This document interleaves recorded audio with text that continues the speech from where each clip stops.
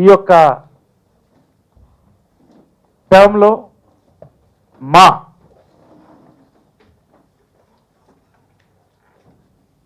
వినూతనటువంటి కార్యక్రమాలు, మంచి కార్యక్రమాలు తీసుకొని ముందుకు దూసుకెళ్తోంది. ఈ రోజున ప్రత్యేకంగా వెల్ఫేర్ కమిటీకి ప్రాధాన్యత ఇస్తూ నన్ను చైర్మన్గా అపాయింట్ చేయడం జరిగింది.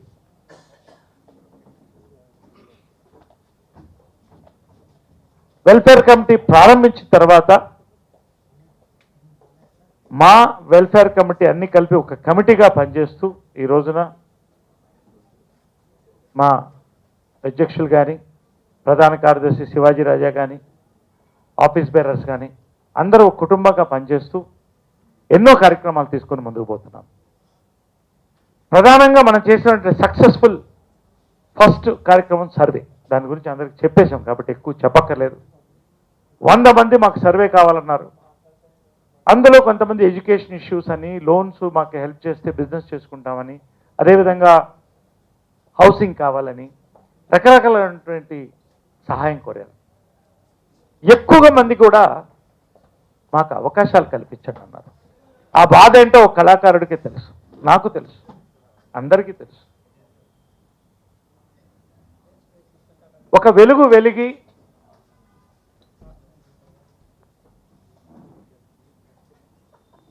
మాయమైనప్పుడు మళ్ళీ వెనక్కి రావాలంటే చాలా కష్టం.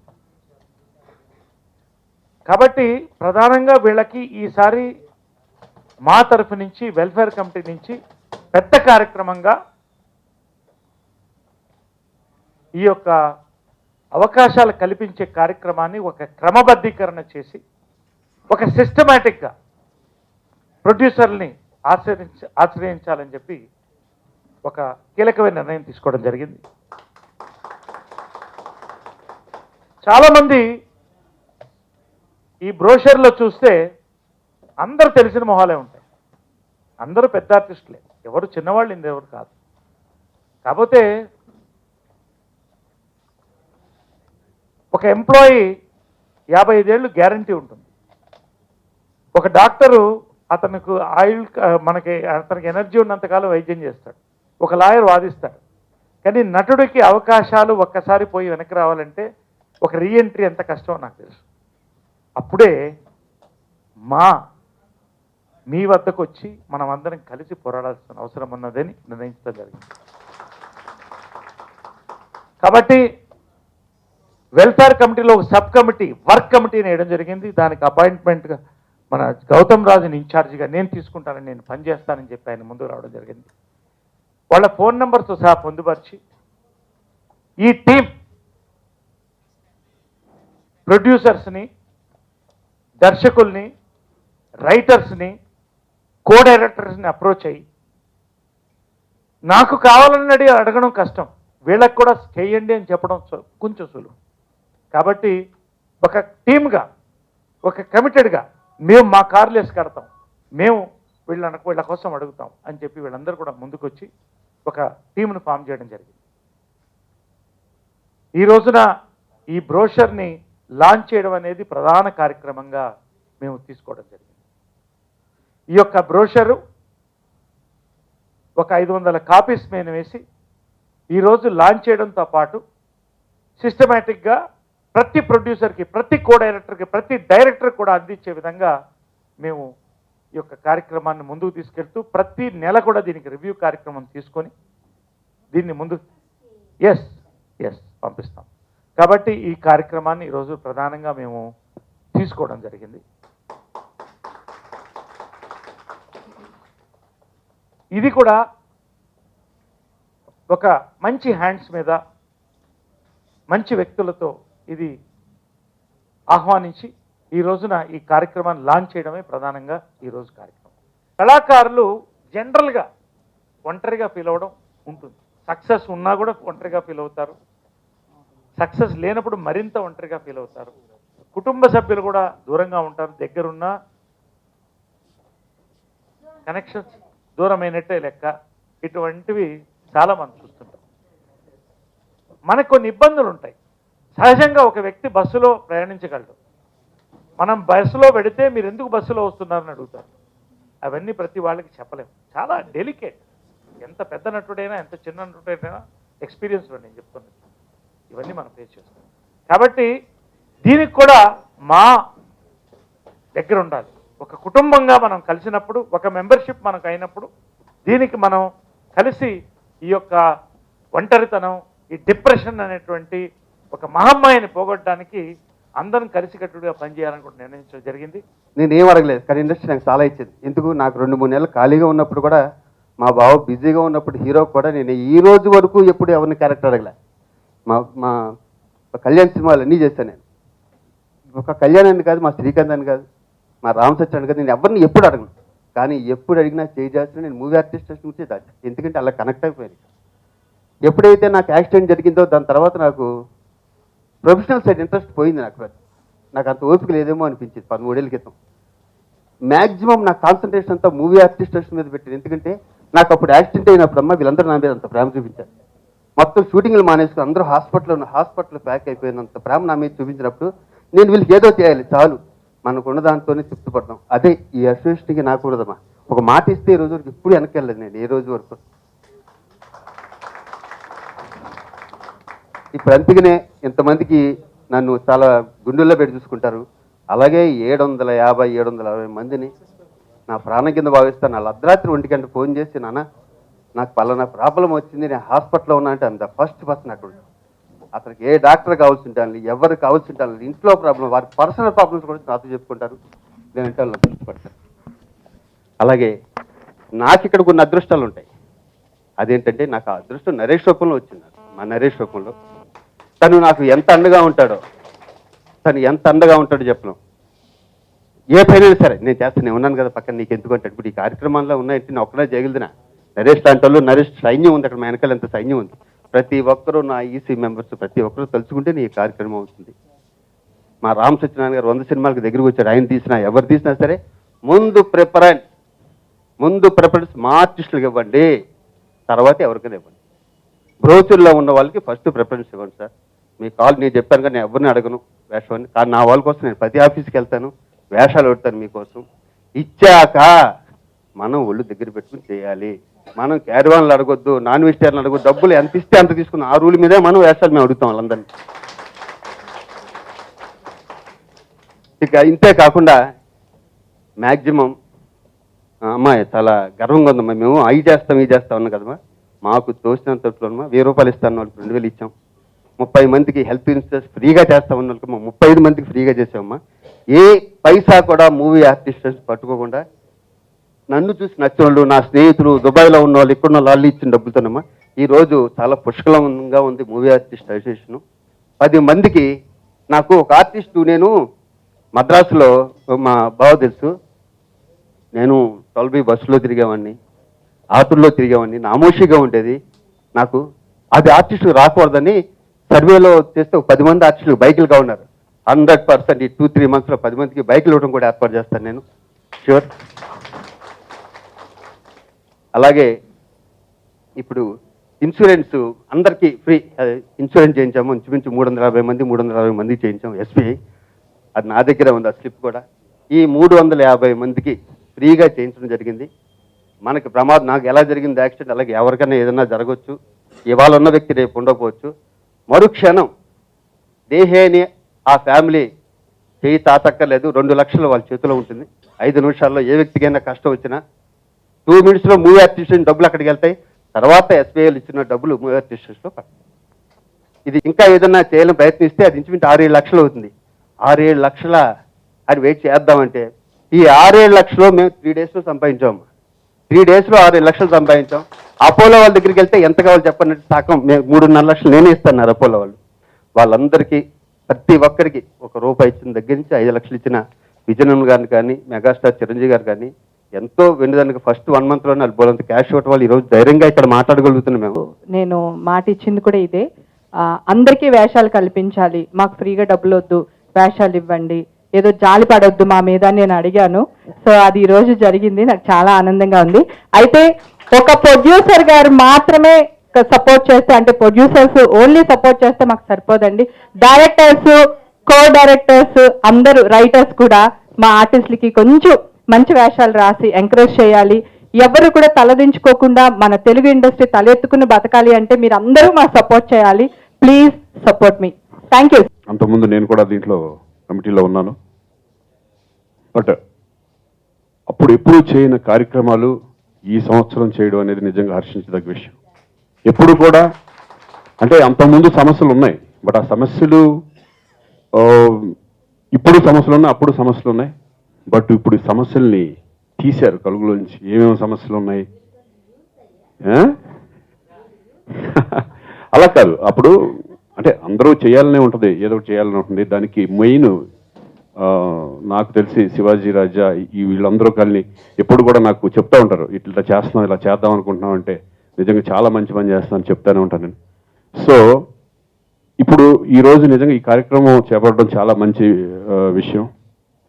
ఆ సంస్థ రిజిస్ట్రేషన్ జరిగిన దగ్గర నుంచి నేనున్నా. ఎందుకంటే ఆర్గనైజేషన్లో నేను ఒక మెంబర్గా ఉన్నందువల్ల వాళ్ళకి కావాల్సింది ఇక్కడ ఆర్గనైజేషన్కి ఒక ప్లేస్ కావాలంటే ఏర్పాటు చేయటంలోనూ ఇవన్నీ చేశా. కానీ ఈరోజు ఈ సంవత్సరం ఒక సాటి మెంబర్లకి ఉపయోగం ఉంది ఒక అడ్మినిస్ట్రేషన్ అని అంటే అది మాలోనే చూసా.